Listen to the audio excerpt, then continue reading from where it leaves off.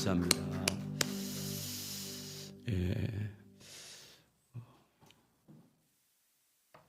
신정 새해 둘째 날인데 이렇게 오셔서 감사합니다. 여행 가고 그러는데 이렇게 같이 오셔서 하나님 말씀을 같이 나눌 수 있는 여러분 예수님의 이름으로 축복합니다. 더 갑절의 은혜가 임하길 예수 이름으로 축원합니다. 거룩함에 이르기 위해서 회개를 어떻게 해야 되는지, 하나님 앞에 진정한 회개를 하려면 어떻게 해야 되는지 지난주에 두 가지 같이 나눴고, 오늘은 나머지 부분을 같이 나누겠습니다. 오늘은 실제적으로 이제 하나님과의 관계에서 문제는 쉽게 회개가 되는데 사람과의 관계가 문제잖아요. 근데 사람과의 관계에서 문제가 뭐냐면, 사람이 나에게 치명적인 상처를 입혔을 때예요. 그때 그를 이제 용서하는 것을 또 어떻게 해야 되는지, 그걸 같이 오늘 실제적인 모습을 같이 나누도록 하겠습니다. 우리가 하나님 앞에서 진정으로 회개하려면 이제 첫 번째 하나님께 뭐 해야 된다고 했어요? 동의해야 된다고 했어요. 하나님 말씀을 들었을 때 그 말씀 앞에서 내 죄가 비춰지면 그 말씀 앞에 동의해서 그 말씀을 인정하고 그 말씀 앞에 정직하게 엎드려야 된다. 말씀 앞에 서야 됩니다. 그리고 말씀 앞에서 자기 죄가 깨달아졌으면 두 번째 뭐 해야 됩니까? 자백해야 됩니다. 여러분, 우리가 하나님 말씀에 동의했으면, 하나님의 말씀에 동의했으면 그 앞에 내 죄를 인정하고 그리고 내 죄를 자백해야 된다는 걸 말씀드렸습니다. 우리 하나님은 어떤 죄를 할지라도 자백하면 용서하시는 분인 줄 믿습니다. 근데 이미 십자가에서 용서했지만 우리가 스스로 지은 죄를 자백하지 않으면 용서받을 수 있는 길이 없어요. 우리 주님은 자백하면 미쁘시고 의로우사 우리 모든 죄를 사하시며 깨끗하게 해줄 줄 믿습니다. 그래서 우리는 그 말씀을 믿고 신뢰함으로 늘 주님 앞에 자백하는 삶을 살아야 됩니다. 그렇지 않습니까? 하나님이 여러분과 제가 죄인인 거 다 알아요. 연약한 거 다 압니다. 근데 주님은 우리가 그렇게 연약함을 가지고 넘어질 때마다 고백하기를 원하십니다. 저는 죄인입니다.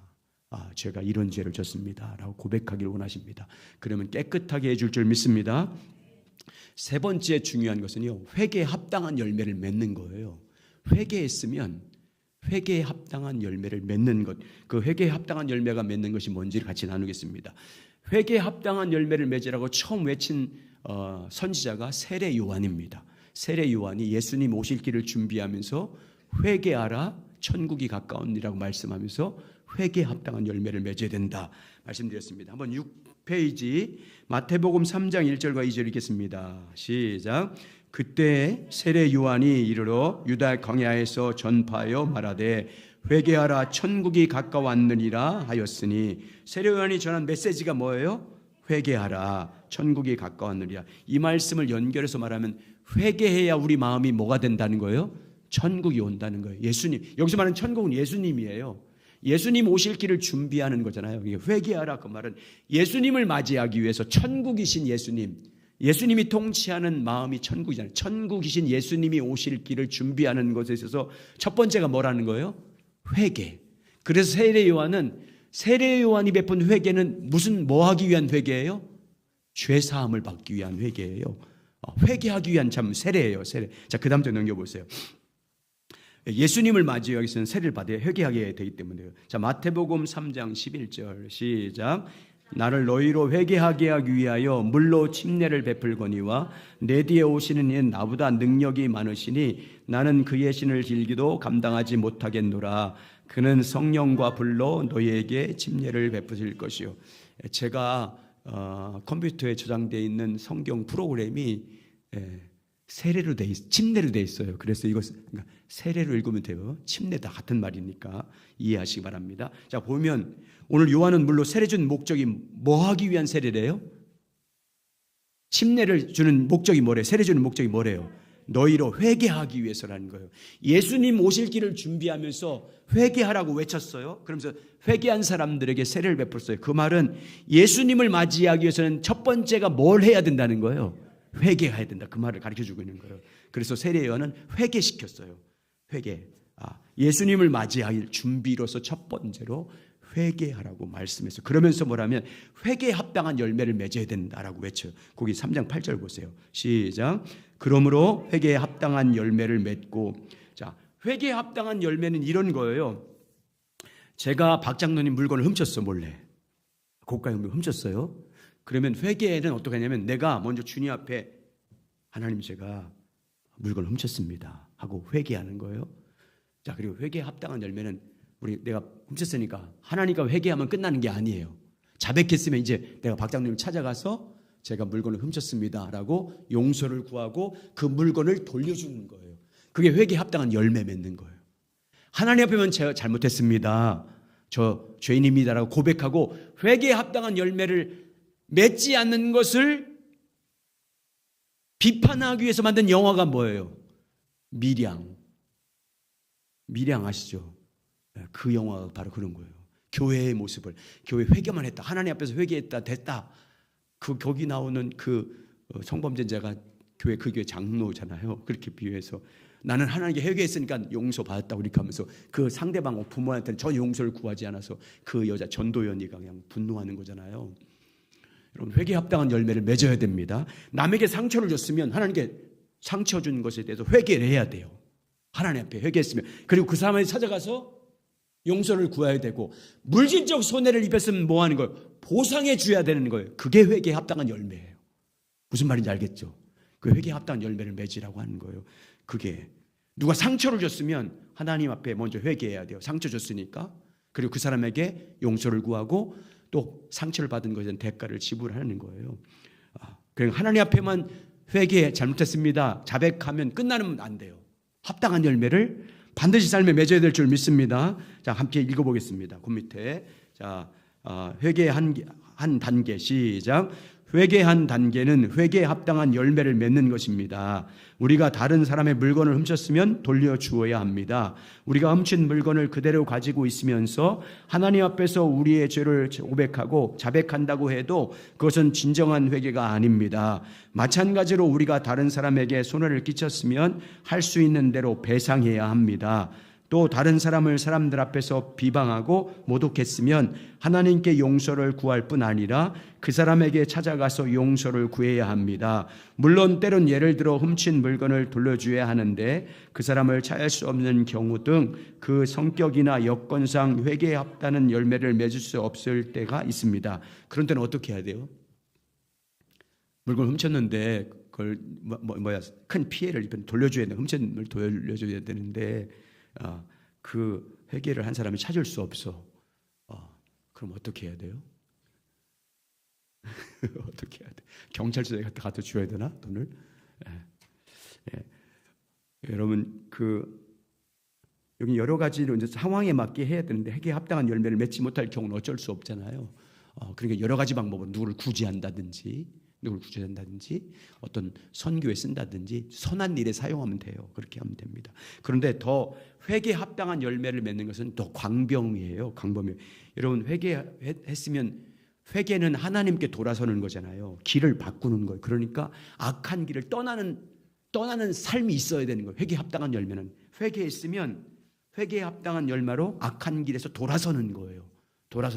또 악한 습성들, 관습들 아니면 생활 습관들 이런 것까지도 고치는 게 회개에 합당한 열매예요.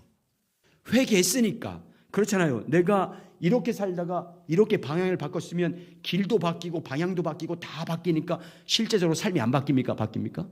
바뀌잖아요. 그처럼 회개도 말만 하면 안 된다고요. 주여 주여 하면 안 된다고 주님 말씀하잖아요. 회개에 합당한 열매를 맺어야 주님을 맞을 수 있는 준비가 된다는 말을 지금 사도 세례 요한이 하는 거잖아요. 여러분, 회개에 합당한 열매를 맺길 주님의 이름으로 축원합니다. 자, 저를 보세요. 이제 내가 하나님 말씀 앞에서 내 죄를 인정했어요. 말씀 앞에 인정했어요. 그리고 내가 죄를 자백했습니다.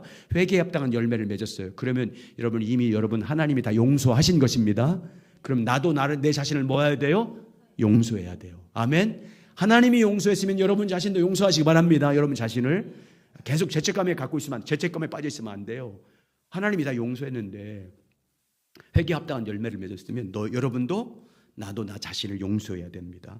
자, 거기 밑에 보세요. 요한일서 1장 9절 시작. 만일 우리가 우리 죄를 자백하면 그는 미쁘시고 의로우사 우리 죄를 사하시며 우리를 모든 불의에서 깨끗하게 하실 것이요. 아멘. 자, 8페이지. 이제 여기부터 실제 우리 생활에 대한 얘기예요.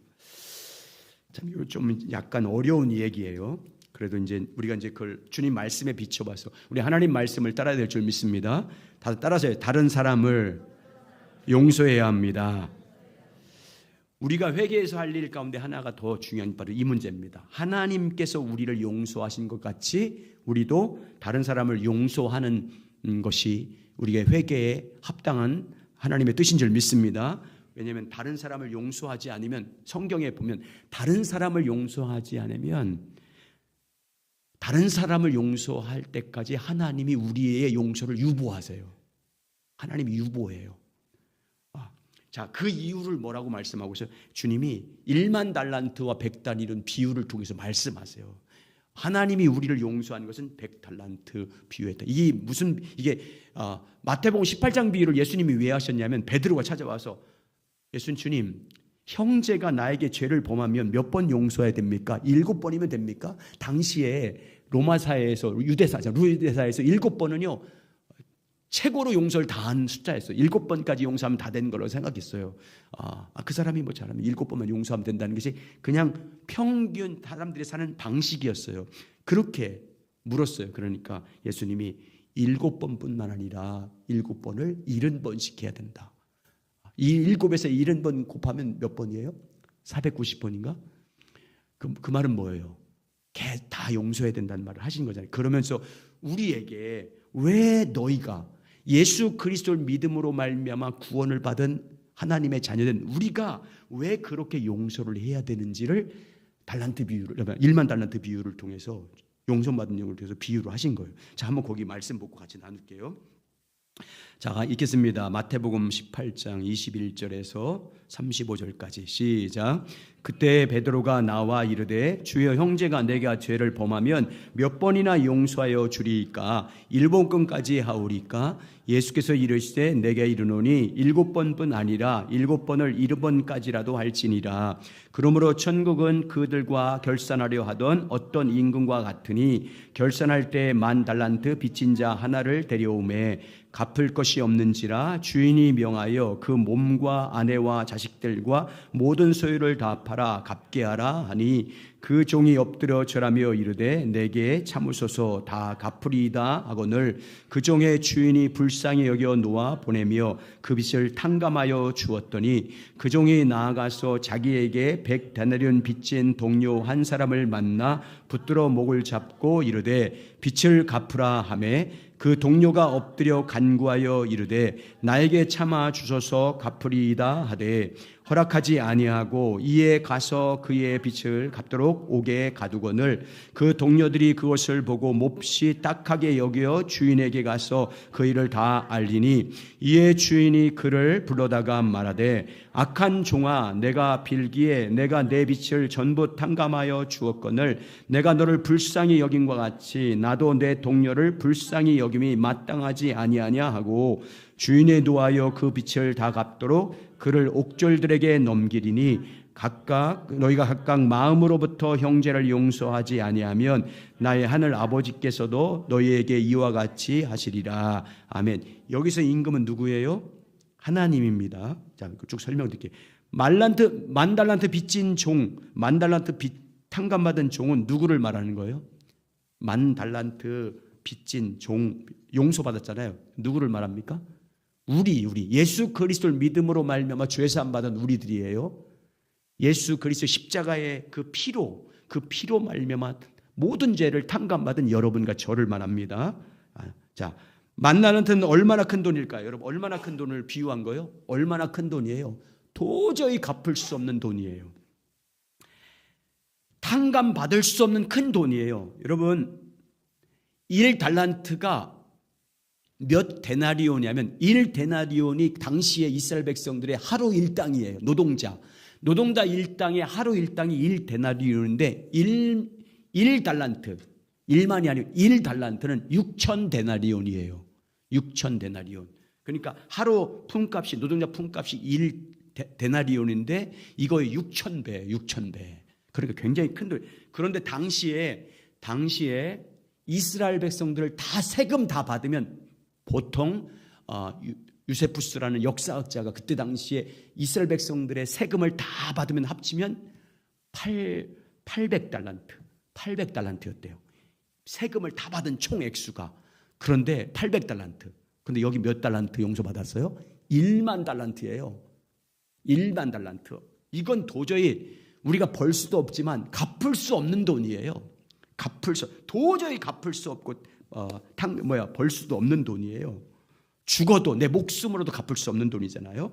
자, 그에 비해서 100데나리온 빚진 돈 누구를 말합니까? 100데나리온 누구를 가리킬까요? 저 보세요. 나에게 죄를 진 사람이 나에게 상처 준 사람이에요. 나에게 100데나리온 빚진 동료는 나에게 치명적인 상처를 주거나 아픔을 주거나 나에게 상처를 준 사람 말합니다. 100데나리온은 얼마나 큰 돈이에요? 우리가 얼마든지 갚을 수 있는 돈이에요. 얼마든지 갚을 수 있고 벌 수 있는 돈이에요.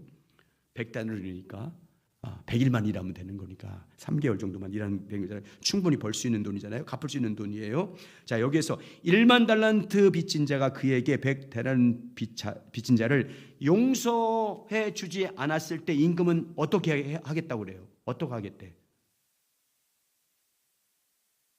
왜? 1만 달란트 빚진 자가 그에게 빚진 100데나리온 빚진 자를 용서하지 않으면 용서해 주지 않을 때 어떻게 한대요? 용서해 줄 때까지 가둬둔대. 그죠? 유보한다는 거잖아요. 용서해 줄 때까지. 100데나리온 빚진 자를 용서해 줄 때까지 나도 너를 용서해 주지 않겠다는 거잖아요. 오늘 비유가 그거잖아요. 100데나리온 내가 용서해 줄 때까지. 내가 용서해 줄 때까지 하나님께서도 그렇게 하시겠다는 지금 비유로 말씀한 거잖아요. 자, 그래서 오늘 비유에서 예수님 우리에게 형제를 어떻게 용서라고 말씀합니까? 35절 보세요. 자, 35절 같이 있습니다. 시작. 너희가 각각 마음으로부터 형제를 용서하지 아니하면 너희 하늘 아버지께서도 너희에게 이와 같이 하시리라. 예, 마음으로부터 형제를 용서하래. 마음으로부터 용서해야 된다. 이렇게 말씀하고 있습니다. 그러면서 우리에게 형제를 얼마만큼 용서하라요? 7번을 70번까지 용서하라 이렇게 말씀합니다. 그러니까 십자가의 용서를 받은 사람들, 1만 달란트 빚진 탕감받은 우리에게 십자가의 용서를 받은 사람들은 용서하지 못할 죄인이 있다는 거예요? 없다는 거예요? 없다는 거예요. 용서 범위 제한이 없다는 것을 지금 말씀합니다. 용서의 범위 제한, 용서의 횟수, 용서의 범위, 용서하지 못할 죄인이 없다는 것을 오늘 우리에게 말씀해 주고 있는 거예요. 우리가 그렇게 놀라운 탕감을 받은 사람들이라 그 말이에요. 자, 여기서는 그러니까 뭘 지금 무엇과 무엇의 관계를 말씀하고 있어요? 형제를 용서하는 것과 하나님의 용서가 연결되어 있어요. 형제를 용서하는 것과 하나님의 용서가 연결되어 있음을 말씀하고 있어요. 자, 그 다음 장 넘겨보세요. 9페이지. 기도와도 연관해서 기도, 응답과 형제 용서의 관계를 이렇게 비유하고 있어요. 자, 마태복음 6장 9절부터 13절까지는 예수님이 가르친 주기도문이에요. 이렇게 기도하라고 하면서 어떻게 기도하라고 가르쳤는지 보세요. 자, 요 마태복음 6장 12절입니다. 시작. 우리가 우리에게 죄진 자를 사하여 준 것 같이 우리 죄를 사하여 주옵소서. 자, 예수님 우리에게 어떻게 기도하라고 하면 우리가 우리에게 죄진 자를 용서해 준 것 같이 우리 죄를 용서해 주십시오. 하나님의 용서와 내 형제 용서와 연결돼 있잖아요. 그죠?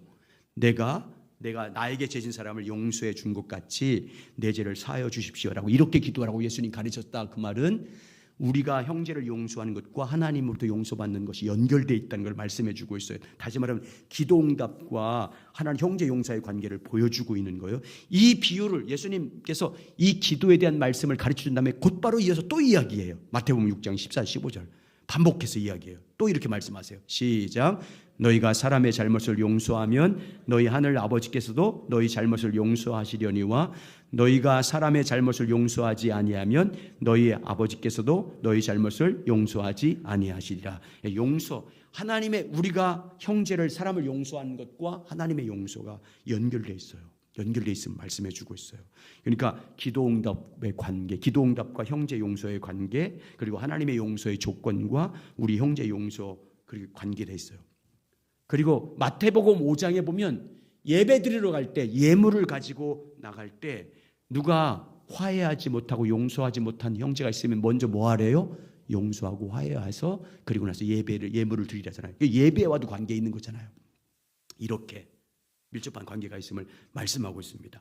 그러니까 우리가 하나님께 1만 달란트 빚진 자들은 우리잖아요. 우리가 1만 달러로 빚을 탕감받았잖아요. 여러분, 우리가 하나님께 대하여 우리 힘으로는 도저히 갚을 수 없는 큰 죄를 용서받은 사람들이잖아요. 우리 힘으로 도저히 갚을 수 없어요. 탕감받을 죄. 우리가 우리 죄를 용서받기 위해서 어떤 것도 할 수 없어요. 어떤 노력도 우리의 생명을 다해도 용서받지 못해요.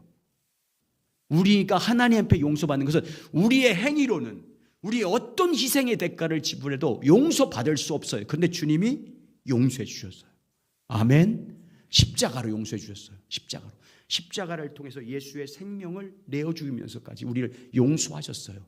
도저히 갚을 수 없고 계산할 수 없는 그 놀라운 빛을 우리가 탕감받았어요. 그래서 이 은혜를 입은 너희들은 이 사랑을 알면 형제를 용서해야 된다. 이걸 말씀하고 계신 거예요. 자, 한번 읽어보겠습니다. 9페이지. 자, 거기 마태복음 18장 비유 지금 설명한 건 내버려 두고요. 거기 맨 밑에 첫 번째 단 우리가부터 한번 읽어볼게요. 밑에 네 번째 줄. 우리가 하나님께 1만 시작. 우리가 하나님께 1만 달란트를 빚졌다는 말은 결국 우리가 하나님께 대하여 우리 자신의 힘으로는 도저히 갚을 수 없는 정도의 큰 죄를 지었다는 것을 의미합니다. 그리고 하나님께서 1만 달란트를 탕감해 주셨다는 말은 하나님께서 우리의 모든 죄를 값없이 용서해 주셨다는 것을 의미합니다. 여러분, 우리의 모든 죄는 누구의 죄든지 우리는 하나님 앞에 용서받을 수 없는 큰 죄를 졌어요. 근데 갚을 수 없는, 탕감받을 수 없는 그 놀라운 죄를 범했어요. 근데 그것을 하나님이 십자가로 다 용서해 준 줄 믿습니다. 십자가의 예수님의 피로 우리 다 용서해 탕감해 주셨어요. 도저히 갚을 수 없는 죄를 지었는데 사망이잖아요. 영원한 불못, 둘째 사망이 우리에게 정해진 운명이었잖아요. 근데 그걸 다 탕감해 주셨어요. 여러분, 우리는 예수 그리스도를 믿음으로 죄사함 받아서 영원한 둘째 사망, 지옥의 형벌을 면제해 준 줄 믿습니다. 우리는 그 형벌을 받지 않아요. 이 은혜를 받았으면 이제 너희도 용서해야 된다는 걸 말씀합니다. 자, 읽겠습니다. 계속해서. 자, 시작. 100다니엘을 빚진 자는 우리에게 잘못한 이웃 형제 중 다른 사람을 가리킵니다. 그 당시 100다니엘이 작은 돈이 아니었듯이 우리에게 잘못한 다른 사람의 죄를 작은 것이 아닐 수 있습니다. 야, 여러분 보세요. 여러분과 저에게 상처 준 사람의 죄를 용서하기가 쉽습니까? 어렵습니까? 예, 아니, 내가 잘못했는데도 내가 실수해서 그런 죄를 내가 잘못했어. 내가 동기를 제공했어요. 내가 깐족거렸어.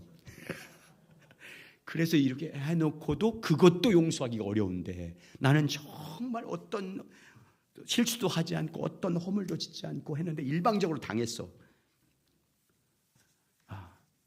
그거 쉽습니까? 어려워요. 우리 힘으로 안 돼요. 아멘. 하나님 은혜 주셔야 돼. 정말 은혜 없어. 정말 그래서 100다니엘은 작은 돈이 아닌 것처럼 우리에게 잘못한 사람들의 죄가 작은 것이 아닐 수 있어요. 내가 정말 큰 죄일 수도 있고 받아들일 수 없는 일일 수도 있잖아요. 도저히 내가 용납할 수 없는 일이에요. 그럼에도 불구하고 용서해야 될 당위성을 주님 말씀합니다. 자, 그럼에도 시작. 그럼에도 불구하고 우리는 그들의 죄를 용서해야 합니다. 왜냐하면 그들이 우리에게 잘못한 것과 비교도 안 될 만큼 큰 죄를 우리가 하나님으로부터 용서를 받았기 때문입니다. 예수님은 우리에게 다른 사람을 용서하되 마음으로부터 용서하고 7번을 70번이라도 다시 말해서 무한정 용서해야 한다고 말씀하셨습니다. 하나님 앞에서 탕감받은 우리에게 용서 받았기 때문에 용서를 해야 된다라고 말씀하고 있습니다. 자, 거기 한 밑에 또 계속 읽겠습니다. 시작.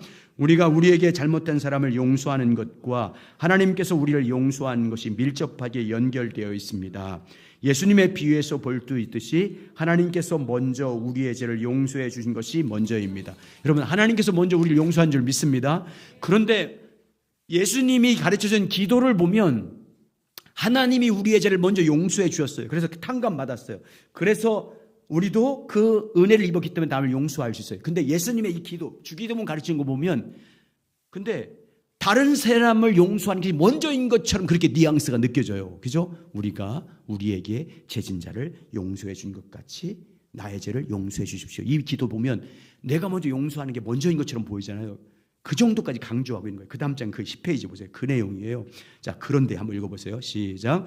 그런데 예수님은 우리에게 기도를 가르쳐 주시면서 우리가 다른 사람을 용서하는 것이 먼저인 것처럼 말씀하셨습니다. 그만큼 우리가 다른 사람을 용서하는 것이 우리에 대한 하나님의 용서에 영향을 미치는 것을 강조하신 것입니다. 그리고 예수님은 다시 한번 우리가 다른 사람을 용서하는 것과 하나님께서 우리의 죄를 용서해 주는 것이 양방향으로 밀접한 관계가 있다는 것을 구체적으로 강조하셨습니다. 부수적으로 예수님은 우리에게 기도에 대해서 가르쳐 주신 다음에 곧바로 다시 한번 다른 사람을 용서한 것에 대해서 말씀하심으로써 기도 응답을 위해서라도 다른 사람을 용서하는 것이 얼마나 중요한 것인가를 강조합니다. 여러분, 이제 살펴보겠지만 하나님으로부터 용서받는 문제, 그리고 우리 기도 응답의 문제, 그리고 궁극적으로는요, 하나님이 우리에게 용서를 요구하는 것은요, 우리를 치유하기 위해서요. 내가 상대방에게 당한 것으로부터 치유하기 위해서요. 자, 그걸 이제 그 비밀이 숨겨져 있어요. 여러분 보세요. 여러분을 아프게 한 사람 용서해야 하지 않아 보세요. 용서하지 않아 보세요. 근데 그 용서하지 않은 그 미움이라든지 그 억울함이라든지 내가 다 당해야 돼. 내가 용서하지 않으면 내가 다 지고 있잖아요. 내가 지고 있어요. 그걸. 그러면 그게 하나님과의 관계도 단절되고 내 마음이 억압받기 시작해요. 막 눌리기 시작해요. 모든 것이 다 막히기 시작해. 그러면 그 영적으로 문제뿐만 아니라 내 영적으로 마음의 병이 생기고 육체의 질병으로 나타나기도 하기도 그래요. 그래서 이제 궁극적으로 그래서 주님은 제가 말씀드리면 그래서 용서는 따라서 그래서 용서는 감정으로 하는 게 아니라 의지로 하는 겁니다. 아멘. 용서는 의지로 하는 거예요. 그래서 의지로 하래요. 그래서 하라고 하는 거예요. 자, 그걸 같이 나눌 거예요. 계속 읽어보겠습니다. 자, 시작. 우리가 다른 사람을 용서하는 것이 선택사항이 아닙니다. 우리가 반드시 그렇게 해야 합니다. 어떤 사람은 상대방이 잘못한 것을 생각하면서 자기가 그 사람을 미워하는 것이 정당하다고 생각할지 모릅니다. 그러나 절대 그렇지 않습니다. 우리는 그것과는 비교도 안 될 만큼 수많은 죄들을 하나님께로부터 용서받았기 때문입니다. 우리에게 잘못한 사람을 마음으로부터 용서하지 않을 때 우리를 향한 하나님의 용서는 보류되고 우리는 즉각적으로 영적인 억압 가운데 빠집니다. 자, 그래서 다른 사람을 용서하는데 이게 쉽지 않잖아요. 그래서 몇 가지 여러분에게 도움을 주려고 몇 가지 말씀드립니다. 다른 사람을 용서할 수 있도록 우리가 도와줄 수 있는 몇 가지는요. 첫 번째, 그 1번 한번 읽어보겠습니다. 자, 시작. 용서는 의지이지 감정이 아닙니다. 여러분, 용서 못하는 가장 첫 번째 원인은요, 감정 때문이에요. 감정. 이 상한 감정으로는요, 감정으로는 용서가 안 돼요. 절대 용서가 안 돼요. 감정으로는 절대. 여러분을 아프게 한 사람 어떻게 감정적으로 용서해요? 용서가 안 돼요. 그게 크고 작은 것이다. 어떤 적으로는 감정적으로 상하면 절대 용서가 안 돼요. 감정이 생기면 그때 가서 용서하겠다. 평생 용서만 못해요. 평생. 여러분, 용서는 감정으로 하는 게 아니고 뭐로 하는 거예요? 의지로 하는 거예요. 의지로 하는 거예요. 자, 그래서 여러분 그걸 하나님 앞에 선포하는 거예요. 하나님 앞에서 의지적으로 여러분을 아프게 하는 원수 같은 사람들 의지적으로 하나님 앞에 선포하시기 바랍니다. 하나님, 나에게 어떤 일을 한 누구를 용서합니다라고 하나님 앞에 선포해야 돼요. 하나님 앞에서 저의 죄를 용서해, 제가 그를 용서할 수 있는 감정을, 마음을 주세요. 그런 기도 해야 되면 그런 게 아니라, 그런 기도도 필요하지만 여러분, 그런 기도를 넘어서 용서는 근본적으로 의지를 가지고 하는 거예요. 용서하는 거예요. 하나님 앞에서 하나님께 주님, 누구를 용서합니다라고 선포하는 거예요. 나에게 이런 아픔을 준 누구를 용서합니다라고 하나님 앞에 선포하는 거예요. 그래야 치유돼요. 여러분 마음이, 상한 마음이 치유돼. 자, 읽어보겠습니다. 자, 읽어볼게요. 시작. 용서와 관련해서 우리가 기억해야 할 한 가지 중요한 사실은 용서는 의지이지 감정이 아니라는 것입니다.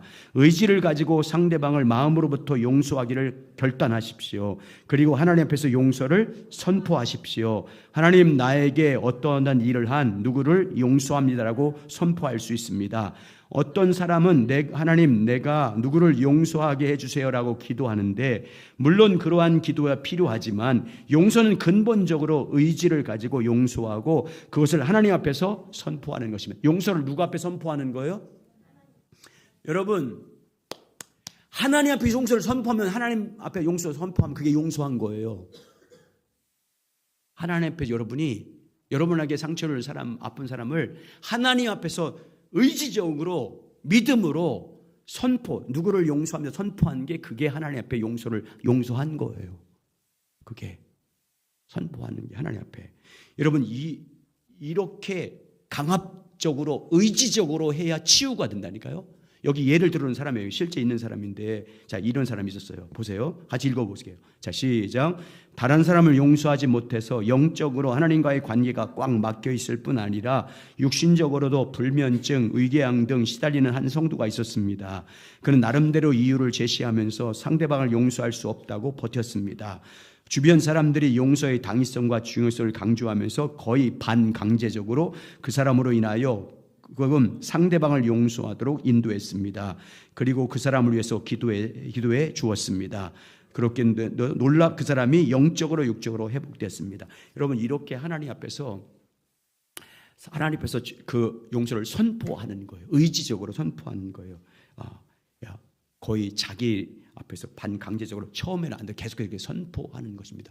여러분, 그렇잖아요. 여러분, 누구를 용서하지 않고 마음에 담고 있으면 그 용서하지 않는 그 문제 때문에 내가 상처를 당해요. 내가 하나님과의 관계가 막혀요. 기도가 안 되잖아요. 기도가 안 되고. 그 미움 때문에 육신적으로, 정신적으로, 마음적으로 내가 상처받아요. 내가 상처받아서 그게 이제 시간이 지나면 각종 불면증이라든지 이런 여러 가지 질병으로 나타나는 거잖아요. 심리적인 것이기 때문에. 여러분, 누구를 미워하는 이 미움의 감정이 내 마음에 쌓이면 결국 내 마음을 상하게 해요. 내 영혼을 상하게 해요.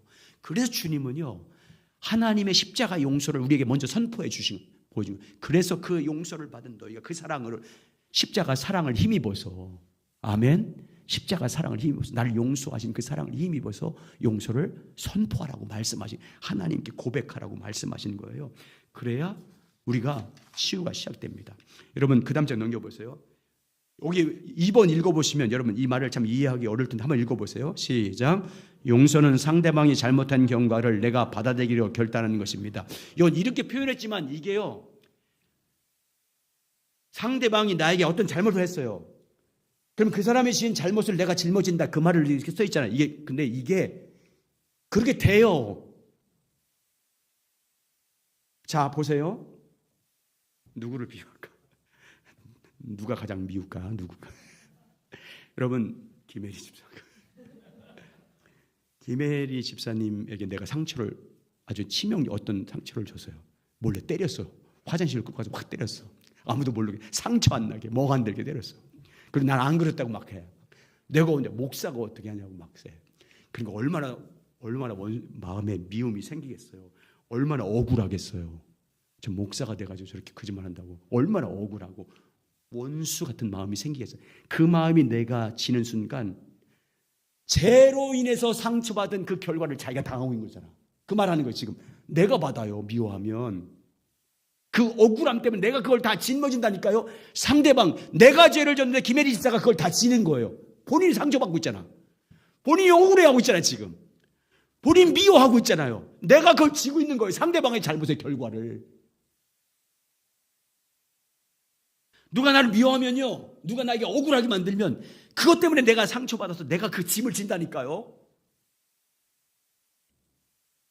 그렇잖아요. 내가 그 너무 힘들어. 그래서 내가 잠도 안 오고 내가 그 짐을 지고 있는 거예요. 그건 주님은 그 짐을 내려놓기를 원하는 거야. 왜 네가 당하는 거냐 이거야. 주님은 그래서 용서를 요구하는 거예요. 우리에게. 그럼 다 덜어주겠다는 거잖아. 그래서 수고하고 무거운 짐진 자다 다 내게로 오라고 한 거예요. 주님. 그래서 그 말씀이에요. 여러분 용서가 그래서 이게 그래서 의지적으로 해야 된다는 거예요. 내가 짐을 안 지려니까 주님 앞에 넘겨야죠. 그걸 내가 그 상처 다 받고 그 억울함 다 앓고 그럼 내가 마음이 상하고 영적으로 문제가 생기고 그 우울함과 슬픔 가운데 내가 젖어 있잖아요. 그런데 그 짐을 내가 계속 끌어안고 있는 거잖아요. 주님께 넘겨야지. 용서를 선포해서. 자, 그거 한번 읽어보겠습니다. 이거 정리한 고요 내용 너무 중요해요. 여러분 여기 참 중요한 게 뭐냐면요. 여러분 상대방에 대해서 나에게 억울한 사람에 대해 하나님 앞에서 용서를 선포했어요. 누구를 용서하면 선포. 근데 그 감정은 여전히 안 사라져요. 그 사람에 대한 감정이 갖고 있어. 그래도 여러분 이미 용서받은 거예요. 여러분 용서한 거예요. 그 믿으셔야 됩니다. 그 감정은 나중에 또 축복하면 없어져. 그것까지 자, 읽으면서 설명드릴게요. 이제. 자, 우리는 읽겠습니다. 우리는 시작. 우리는 아무런 값도 없이 하나님의 은혜로 우리의 모든 죄를 용서받았습니다. 그러나 하나님께서 우리의 죄를 용서하시기 위해 치르신 대가는 참으로 큽니다. 하나님의 본체이신 예수님께서 종의 형체인 인간으로 이 땅에 오셔서 우리의 죄를 지시고 십자가에서 돌아가셔야 했습니다. 이와 같이 하나님께서 우리의 죄를 용서하셨을 때 그분은 우리의 모든 죄의 지혜값을 그분이 짊어지기로 선택했습니다. 예, 주님은 우리의 죄를 용서할 때 이미 십자가에서 우리의 모든 죄값을 다 짊어진 줄 믿습니다. 내가 진 모든 죄를 졌습니다. 다 지고 탕감하셨어요. 근데 우리도 마찬가지가 된다고요. 자, 읽겠습니다. 시작. 마찬가지로 우리가 다른 사람을 용서한 것은 다른 사람의 죄로 있는 결과를 우리가 받아들이기로 결단하는 것입니다. 예수님의 비유를 가지고 설명하자면 다른 사람이 갚지 않은 100데나리오의 대가를 내가 짊어지기로 결단하는 것입니다. 이 결단하는 게 아니라 그냥 져지게 돼 있어요. 그냥 누구한테 악한 억울함을 당하면 내가 지는 게 아니라 져지게 돼 있다니까. 내가 억울함을 품고 마음이 상하고 아픈 건 이미 짐을 지고 있는 거예요. 자, 그래서 이제 그 다음 읽어보세요. 그런데 시작. 그런데 여기서 한 가지 기억해야 할 것이 있습니다. 내가 그 대가를 짊어지기로 결단하건 안 하건 나는 이미 그 대가를 짊어지고 있다는 사실입니다. 그 일은 이미 내게 저질러진 일입니다. 나는 이미 그 상대방의 잘못된 결과를 짊어지고 있습니다. 왜? 내가 상처받고 있으니까. 내가 지금 너무 아프니까. 너무 고통스러우니까. 너무 울분에 쌓여 있으니까. 억울함 가운데 가지고 있으니까 이미 그 잘못된 상대방의 결과를 내가 지금 짊어지고 있는 거잖아요. 자, 그 다음부터 그런데 시작. 그런데 내가 그 사람을 용서하기를 거부할 때 하나님과의 나의 관계는 막히고 나의 영적으로 육적으로 억압 가운데 시달릴 것입니다. 때로는 밤중에 벌떡벌떡 일어난 일도 있을 것입니다. 스트레스가 말도 아니에요, 여러분. 얘가 정말 잠도 안 오고 그러잖아요. 스트레스. 내가 짊어지고 있는 그 증거잖아요. 자, 그래서 용서해야 된다고 예수님 말씀하시는 거예요. 그래서 시작. 그래서 예수님께서 나의 그 모든 죄를 대가를 짊어지고 용서했다는 사실을 기억하고 아멘. 용서 기억하고 그 다음에 시작. 상대방이 나에게 행한 그 잘못의 결과를 내가 짊어지고 내가 이미 짊어진 결과이기 때문에 그 사람을 용서하기로 선택할 때 나와 하나님과의 관계는 회복될 뿐 아니라 나에게 놀라운 자유와 평화가 넘칠 것이고 하나님의 은혜가 함께할 것입니다. 여러분 그렇게 용서를 선포해야 자유케 되는 거예요. 그 사람이 나에게 한 그거에 대해서 내가 자유롭게 되는 거예요. 아멘. 그래서 용서하라고 한 거예요. 해방되는 거예요. 더 이상 그것 때문에 내가 억울하지도 않아. 그것 때문에 내가 상처 더 이상 안 받아. 그거에 내가 눌려서 내가 하는 삶이라든지 어떤 사람은 너무 미워서 삶도 포기하고 직장도 포기하고 아니 내가 왜 그걸 당해야 돼? 가끔씩 그런 말 왜 하는데 왜 그걸 받아야 돼? 막 그렇게. 우리 성도들 막 정말 화날 때가 있어요. 내가 대신 가서 싸워주고 싶은 때도 있어. 내가 갖고 있으면 내가 당해야 되는 거예요. 그래서 의지적으로도 해야 된다는 거예요. 용서를 주님 앞에서 해야 되는 거예요. 그래야 우리가 자유할 수 있고 평화할 수 있고. 그러니까 여러분이 남에게 상처였으면 여러분 하나님 앞에서는 고백만 하고 아마 안 돼요. 그 사람 찾아가서 반드시 해야 돼요. 아멘. 찾아가서 그 사람에게. 내가 상처받았을 때는 하나님 앞에서만 하면 되잖아요. 하나님 앞에서. 내가 잘못을 당했을 때는 내가 억울함을 당했을 때는 내가 하나님 앞에서 그 당한 사람에 대해서 용서를 선포하면 되잖아요. 그러면 그걸부터 얽매일 필요도 없고 하나님이 자유케 해주시니까. 자, 그런데 이렇게 내가 의지적으로 용서했어도 감정적으로는 해결이 안 돼요. 감정적으로 달라 이건 또. 그래서 이 감정이 상한 감정이 치유될 때까지는 축복을 선포하라고 주님. 그래서 원수까지도 뭐 하라고요? 축복하라고 한 거예요. 그래서 기도할 때 축복해야 돼. 상대방에 대해서 기도할 때는 축복해야 돼요. 왜? 그래야 내 상한 감정이 치유돼요. 감정은 그때 치유되는 거예요. 용서는 의지적으로 해야 되고 내 상한 감정 치유는 그때 되는 거예요. 자, 읽어보세요. 상대방을 마음껏 축복하십시오. 왜인지를 설명합니다. 자, 시작. 우리가 상대방을 용서했음에도 불구하고 감정이 따라오지 않을 수 있습니다. 예, 감정이 안 따라와. 감정적으로 용서가 안 될 때가 있어요. 그것 때문에 여러분 힘들어하지 마세요. 자, 시작. 여전히 상대방에 대한 미운 감정이 생길 수 있습니다. 그러나 상대방에 대한 옳지 않은 감정이 남아 있다고 해서 상대방을 용서하지 않는 것이 아님을 반드시 기억하십시오. 여러분, 예, 기억하십시오. 용서한 거예요. 주님 앞에서. 자, 계속 시작.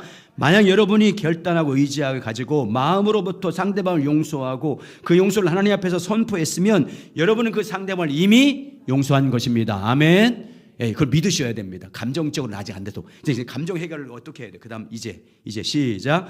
이제 상대방을 마음껏 축복하십시오. 여러분이 할 수 있는 모든 좋은 것으로 상대방을 위해 하나님께 복을 비십시오. 그 모든 귀한 은혜들을 상대방에게 부어달라고 하나님께 기도하십시오. 예수님의 이름으로 상대방을 마음껏 축복하십시오.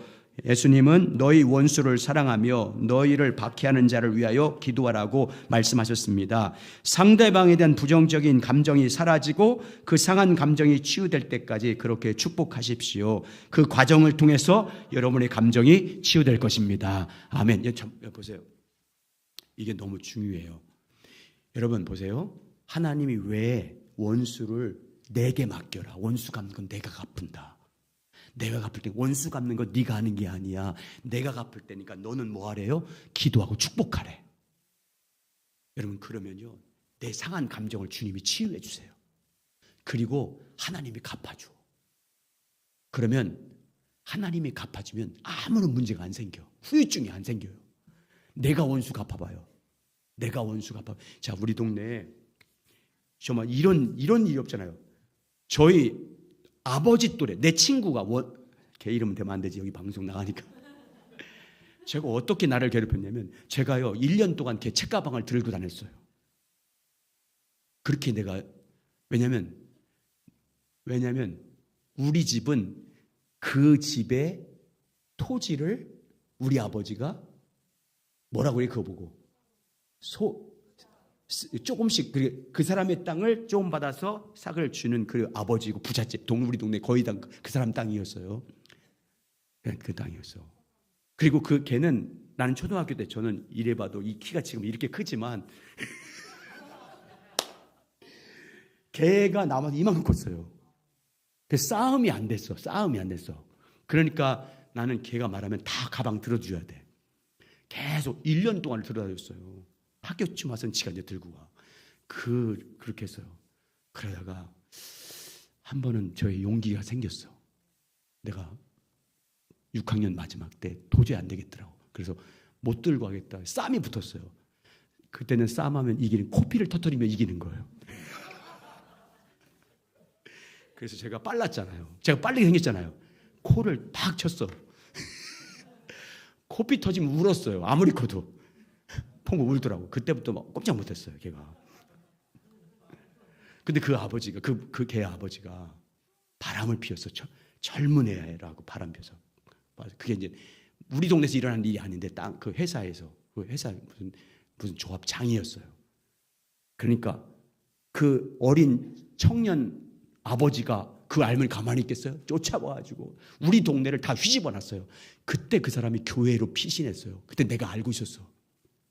말해줬어야 되는데 말을 못해줬어요. 그 집을 다 쑥대밭 만들었어요. 그 아버지가 와가지고. 자, 원수를 갚으려고 하는. 근데 이 아버지 아들이 청주 시내 거의 그 조포구는 아니지만 거기야. 그걸 알았어. 자기 아버지 자기 집을 수대밭 만든 걸 알았어. 또 가서 원수 갚는 거야. 여러분 원수를 내가 갚으면 원수의 원수를 계속 갚아요. 그 집안 싸움이 끝나지 않았어요. 계속해서. 하나님께 용서를 선포하고 하나님께 맡기면 우리가 자유케 돼요. 하나님은 그걸 원하는 거예요. 그걸 여러분이 자유케 되길 원해요. 아멘. 여러분이 상한 상처 때문에, 상한 감정 때문에 여러분이 치유되길 원하시는 거예요. 그거요, 의지적으로 용서를 해야 되고 하나님 앞에서 용서를 선포해야 되고, 그리고 마음껏 축복하는 거예요. 아멘. 여러분의 원수. 그러면 그렇게 하잖아요. 하다 보면 제가 해봤어요. 내 마음이 치유돼. 내 상한 감정이 치유돼요. 처음엔 너무 억울해서 눈물이 너무 나와. 너무 억울해서. 내가 나를 아픈 사람을 축복한다는 게 처음엔 힘들어. 억울해서 하다가 나면 감격, 내가 그를 축복하는 그 은혜에 감격하고 주님의 십자가 사랑이 내 마음을 사로잡기 시작해요. 그래서 진짜 용서가 돼요. 진짜 마음이 상한다고 치유돼요. 여러분, 주님이 그래서 십자가 그 사랑을 우리에게 먼저 보여주시고 그 사랑을 입은 우리들에게 용서를 하라고 말씀하신 거예요. 여러분, 이 은혜의 말씀을 주님의 믿음으로 받아서 그렇게 용서해서 여러분의 모든 그 상한 마음이 치유되길 예수 그리스도 이름으로 축복합니다. 자, 그 다음 장 보세요. 자, 한번 예를 또 들어놨습니다. 시작. 어떤 교회 목사님께서 개척을 할 때입니다. 교회에 나온 성도들이 온갖 비방을 하고 교회를 떠났습니다. 마음이 많이 상했지만 하나님의 용서를 기억하면서 그들을 축복했습니다. 하나님 앞에서 그들을 용서했습니다. 그러자 그들에 대한 부정적인 감정들이 사라졌습니다. 목사님은 계속해서 예수님의 이름으로 축복하기 시작했습니다. 심지어 큰 소리 내어가면서 그들을 축복하기 시작했습니다. 그러자 목사님의 상한 감정이 치유가 되었습니다. 이런 은혜가 우리 가운데 충만하게 임하길 예수님의 이름으로 축원합니다. 자, 우리 일어나셔서 주님 내 안에 찬양드리겠습니다.